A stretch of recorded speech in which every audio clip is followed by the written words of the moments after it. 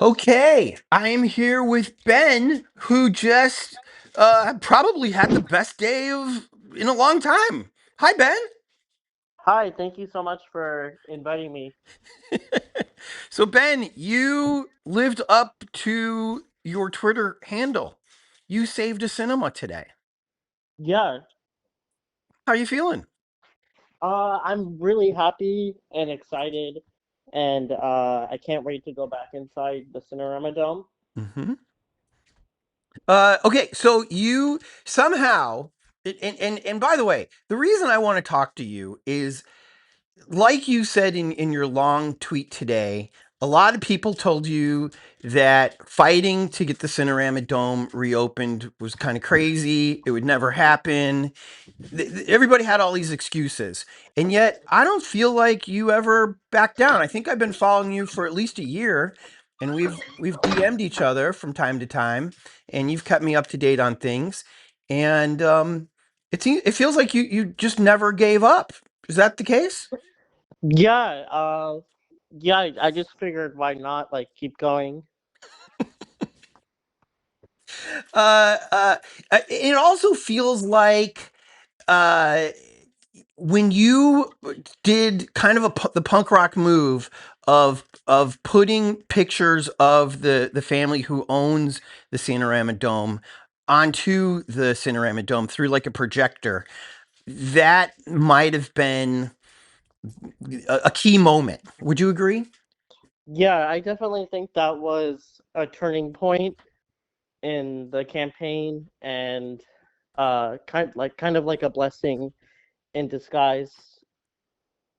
And I feel like I mean I don't know these people at all, but I feel like they kind of felt a little embarrassed that this was people can tweet all they want, but when you put somebody's picture on something as iconic as the Sonorama Dome, that kind of sends home a message that they might not have been ready for.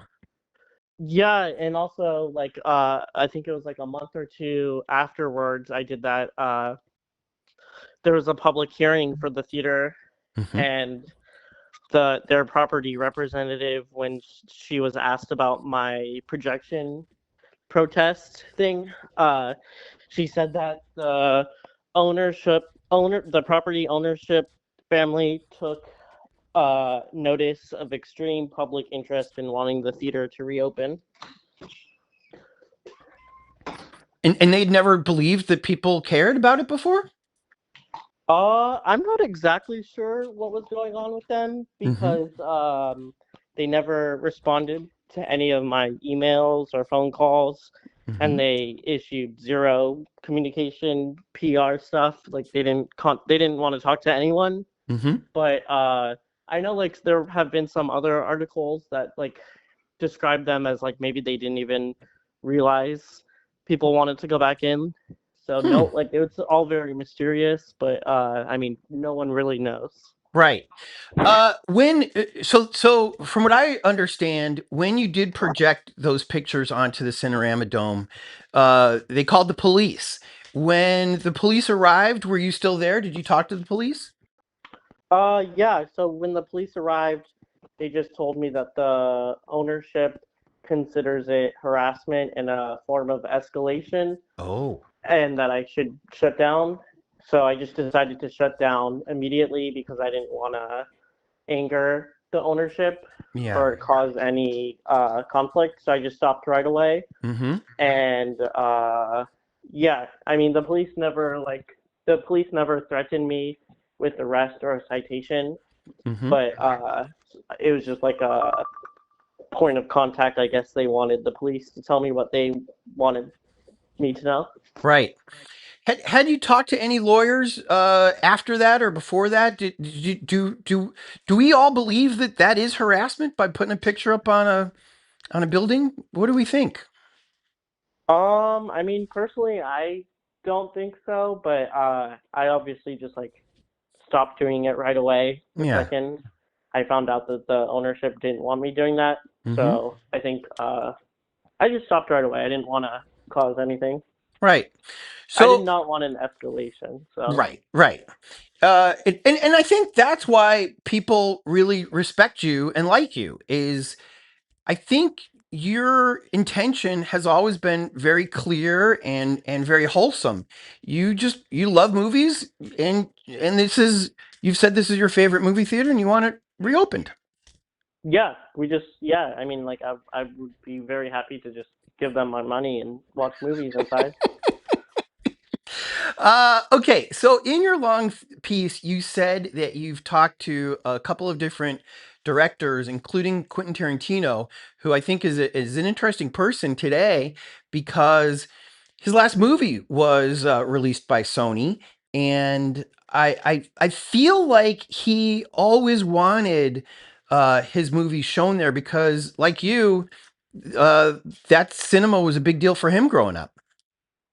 Yeah, I know he mentioned on the Howard Stern show, like back in 2021, Hmm. that he wanted to take the Cinerama Dome and like lease or buy it, Hmm. but he said that I can't remember exactly, but he said something along the lines of like that the ownership were planning to reopen it just themselves, and they didn't want anyone else to do it, Hmm.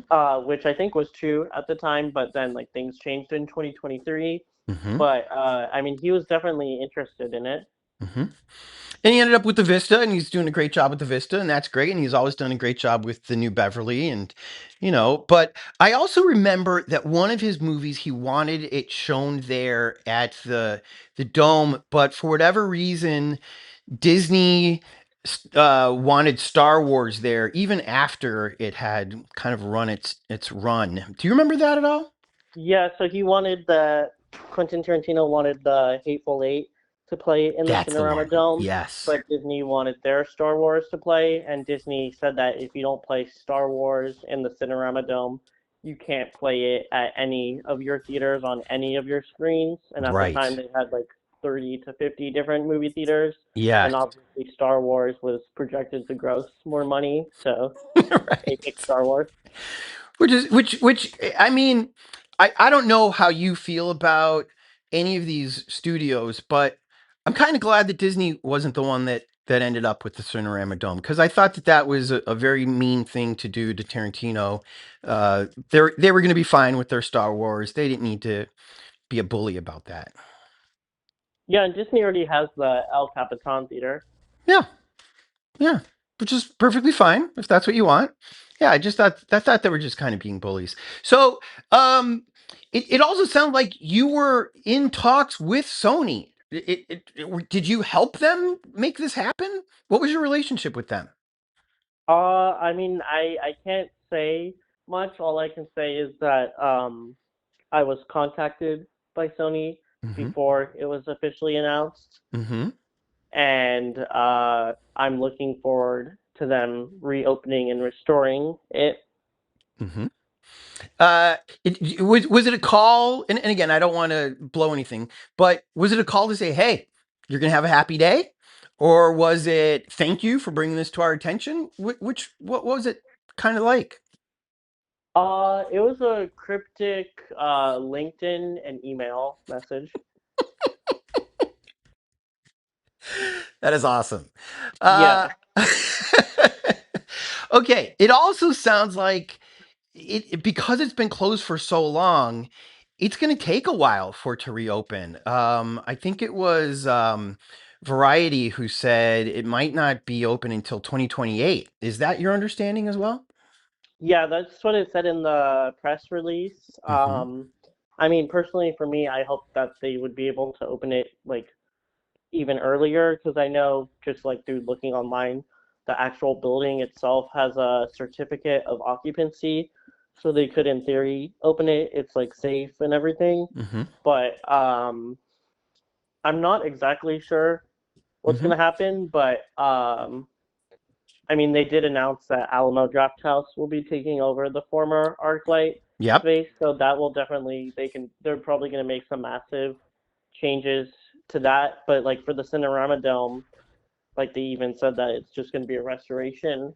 So I mean, I've spoken with people over the last 6 years who've like been inside the dome, and they all described it as like just as it was when it closed. Great. So, I mean, I personally just like I would love for them to reopen it earlier. Like, it would be amazing if they could do like what the Village Theater did, like a preview where you Hmm. get to go in before the renovations. Hmm. Like, you can watch movies, but I have no idea what's gonna happen.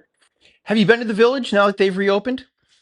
Yes, I've just seen. I've only been once since they reopened, Hmm. but I had a I had an interesting time. Um, I I'm also not really sure what's going on with that theater because I've been checking to see if they have like building permits, but I didn't see any. Hmm. So hopefully they get that figured out. I don't know if you ever read my proposal for Netflix to take over the Cinerama Dome and those other theaters. Do you know if Netflix was in the bidding? Do you know if anybody else was in the bidding to get this? I know I read from reading the Deadline article, they mentioned it was like Amazon, AMC theaters, and can't remember. I think that might have been it, Hmm. but I'm not sure like how close they got or who rejected who or who Hmm. like what happened. But yeah, I thought that was very interesting. Do you know if this is just a lease or does Sony own this now? It's a lease. Okay. Do you know The how Foreman long? the Foreman family still own the land it sits on, Hmm. but I have no idea how long the lease is. Okay. Because I think that might have also been. I feel like the Foreman family likes to keep control of things, and maybe they. I'm only speculating now. Maybe they said, "Yeah, Sony, you can have it, but it's only a short-term lease, and that way we can have another bidding war in a couple of years." Um, do you think it might have been something like that? I don't think so because I feel like Alamo and Sony would want to be in it for the long term, Hmm. and it wouldn't really. I'm not sure of like the economics of it, but I would assume that Sony is paying for it and not the Foreman family, like the Hmm. renovations. Hmm. So they would probably want a long-term lease if they're gonna spend money Hmm. on it. Uh, Online, a lot of people seemed uh, with mixed feelings about this deal. They were happy that all your hard work paid off, and that we would all be getting the Cinerama Dome and those other theaters back. But they had mixed feelings about Alamo, specifically ordering from your seats, and part of the deal said that's not going to happen, at least in the Cinerama Dome. Do you have any feelings about Alamo? I mean, I've always been a fan of Alamo Draft House. Um, I've never really had a bad experience there. I think people seem to be forgetting, like in the PR, it said the Cinerama Dome will not be a dine-in theater, Hmm. but I mean, I really like how they program their movies, and I really like how they mask their screens to the proper aspect ratio, which is pretty rare now.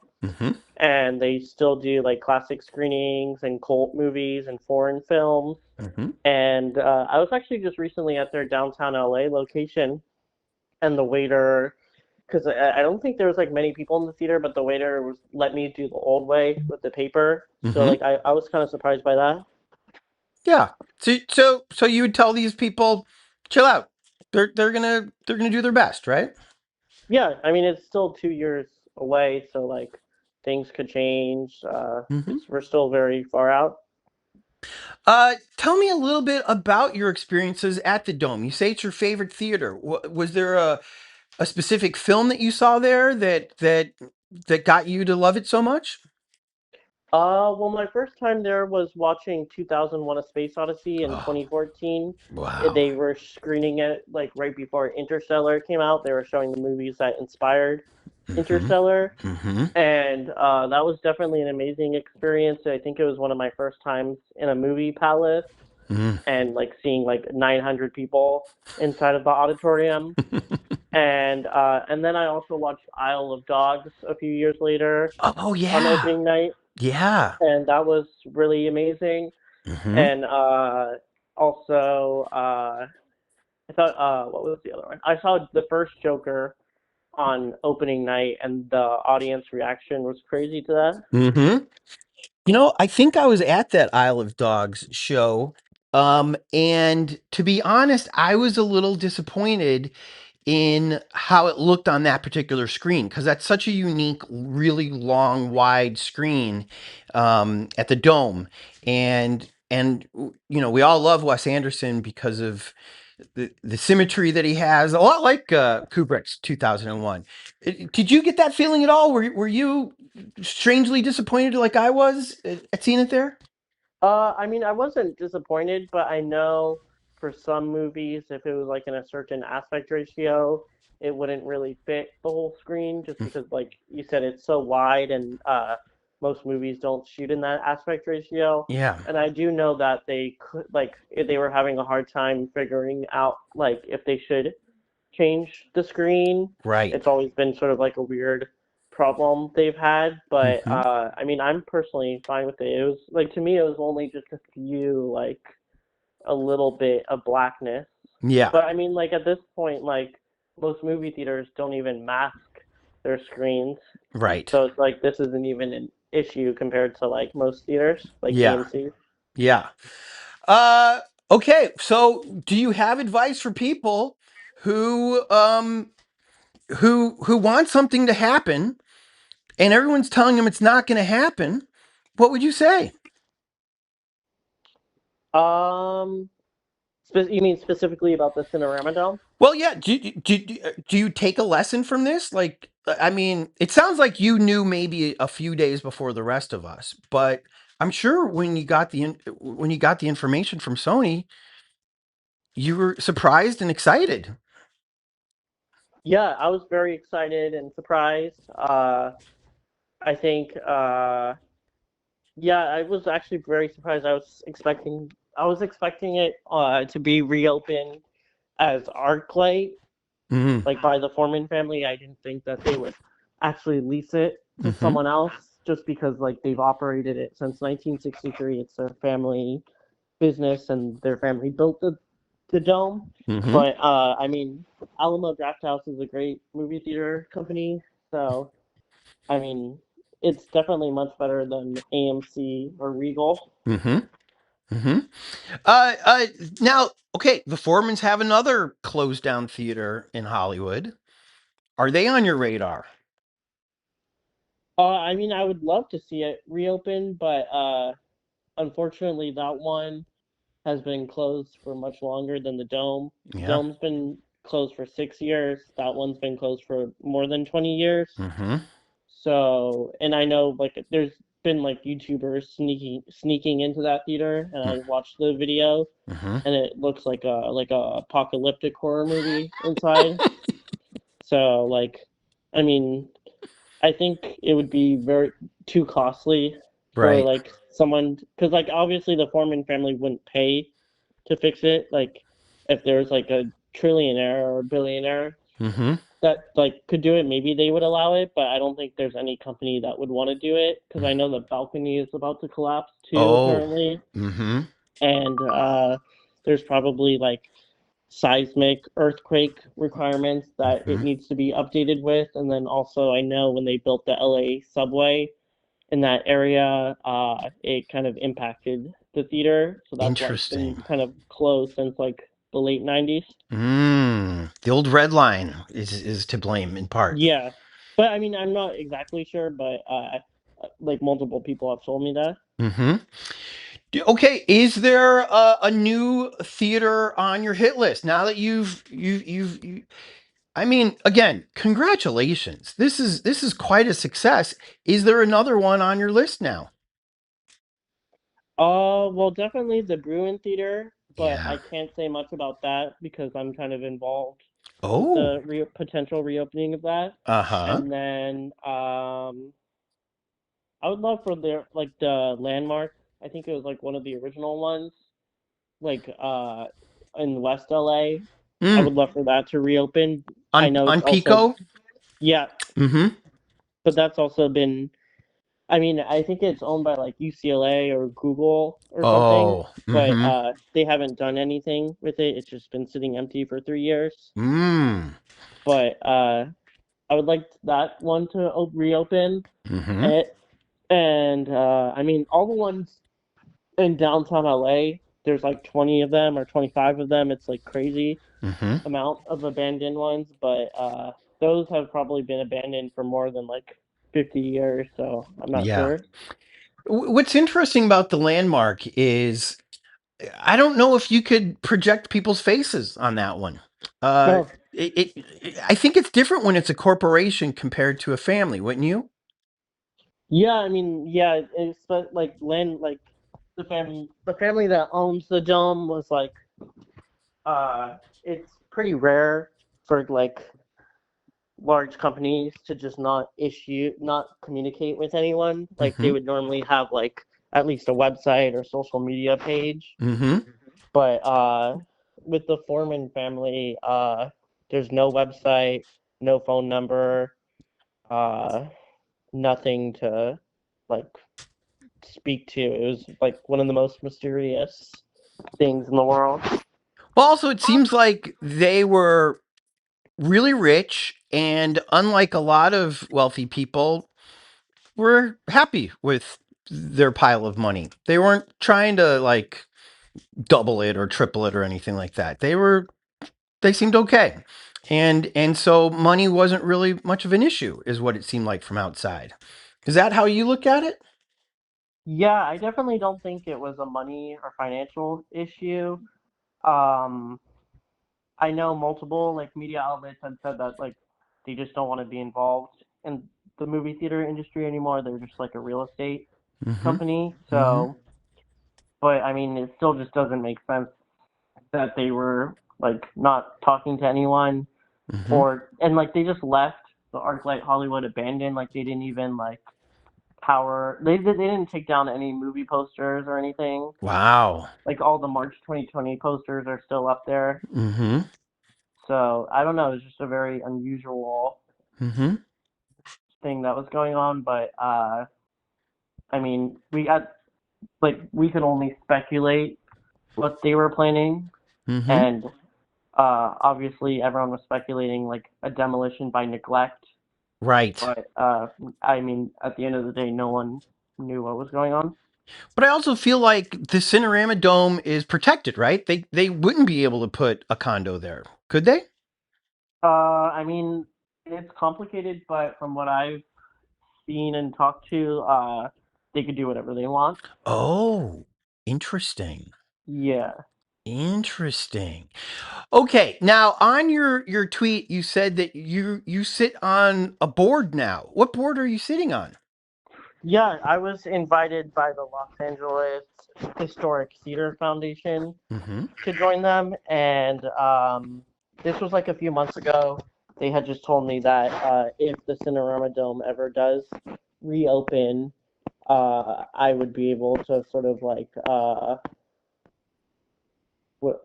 would be able to like kind of be a part of the Mm-hmm. Rio because like anything they do kind of has to go through this foundation. So they would Oh. just keep me looped in.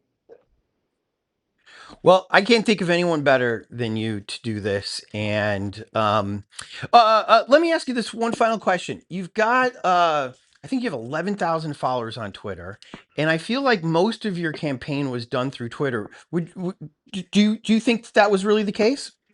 Yeah, basically like I would say maybe 60 or 70%, and then later on started posting on Instagram, but I think I got the most amount of I get the most amount of attention on Twitter. Which is good to hear. I'm glad that Twitter's not dead because I love Twitter a lot. And when you started this campaign, how many followers did you have? Like, let's say even just a year ago. A year ago, I think I had like 4,000. Mm-hmm. and then can't remember like once because like there was a point where like I they told me like the property manager said that like oh like it's not reopening, Hmm. so that's kind of when I started to get more aggressive. And I mean I just figured like I said like just might as well try Hmm. to be as aggressive as possible because I knew that each day it's going to be harder and harder to reopen it the longer it sits abandoned. Hmm. So uh yeah, but I think definitely 2026 was like the biggest growth in followers even before the reopening announcement just because of like I started posting more and then the projection night. Hmm. When Tarantino called you, what did he say? Well, he never called me. We had just spoken Hmm. about it like I think it was like whenever the Vista Theater or whenever when like the Vista Theater's smaller theater Mm. opened for the first time, I was at the very first showing and it and Tarantino was there with us for like 3 hours. Hmm. So I got to talk to him. I mean, I just mentioned it. It wasn't like an Yeah. official conversation. We just got to discuss about the Cinerama Dome. Hmm. And you also thanked Sean Baker. Did Sean Baker contact you? Well, I mean, throughout the last 6 years, and or I guess like 5 or 6 years, he's just been retweeting and reposting all of my posts. And if I needed like any help or support, I would just DM him, and he would offer me like advice or like contact information. Holy And cow! How great is yeah, that? yeah, I would just like DM him if it was like an important post, and he would just reshare it automatically. Wow. Wow. That's pretty cool. And Yeah. and and you also there was another director. I'm blown away by Sean Baker's cooperation on this. This is so great. I feel like there was another director that. Oh, well, Edgar Wright just wrote a nice comment today, congratulating you.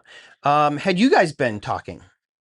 Yeah, I mean, yeah, he's always been like sharing my stuff like since the beginning, and then I just randomly ran into him like 2 years ago at the Vista Theater, and Uh it huh. was fun just to tell him like what was going on in the history and like just an informal conversation. Uh huh. But he's been very helpful, and think it's his producer or his assistant I got to talk to on the phone or through email, Mm-hmm. and they just offered advice. Mm-hmm. So it sounds like if any of those three directors has a mini residency or a film festival at I mean I don't know what they're going to call this now, but the Cinerama Dome complex, we shouldn't be shocked if you introduce one of those films, huh? Yeah, that'd be amazing. I mean, I'm already in contact with Sony, and I'm like getting more followers each day and more attention. So Mm-hmm. hopefully, I'll be able to have like uh, some sort of like contact, Mm-hmm. and like hopefully, I can just do something at the Cinerama Dome, if Yeah. that makes sense. So you're saying if Sony offered you a gig where you could be the overseer of the complex, you'd probably take it, huh?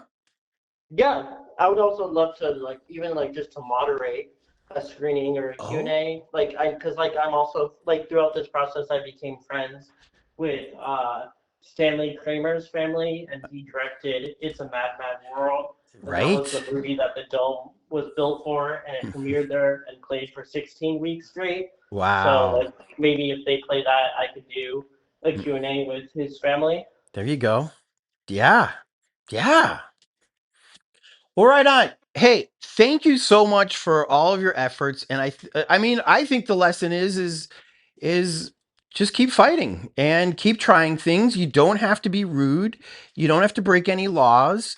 You just have to be dedicated, right? Yeah, Yeah. Well, hey, thank you very much and good luck on your next venture. And Sony, hire this man. thank you so much. Okay. Talk to you later. Bye. Bye.